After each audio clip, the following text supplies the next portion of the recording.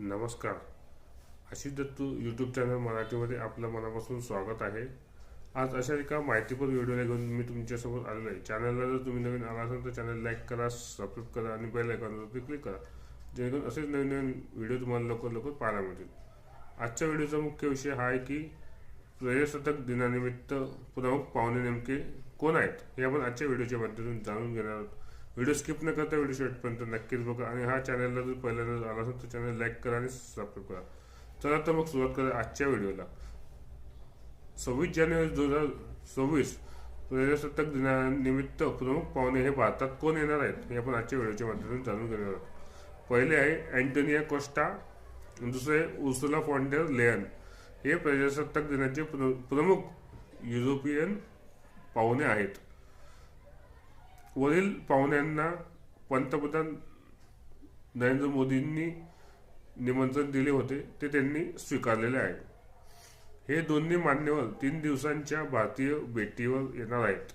या भारतीय भेटीच्या दौऱ्यात ते भारताचे राष्ट्रपती तसेच पंतप्रधान यांना प्रत्यक्ष भेटून द्विपक्षीय चर्चा करणार आहेत.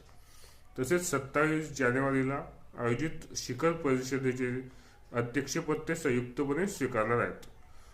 प्रजासत्ताक दिन सोहळ्याला सर्वसमावेशक स्वरूप देण्यासाठी विविध पार्श्वभूमीतील सुमारे 10,000 प्रतिष्ठित विशेष मान्यवरांना आमंत्रित करण्यात येत आहे.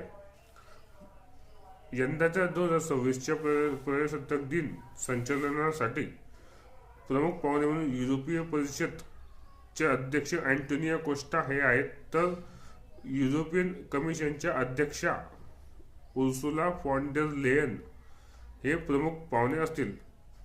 अशा रीतीने भारतात 26 जानेवारी रोजी दिल्लीत होणाऱ्या पथसंचलनाच्या दरम्यान प्रमुख पाहुणे म्हणून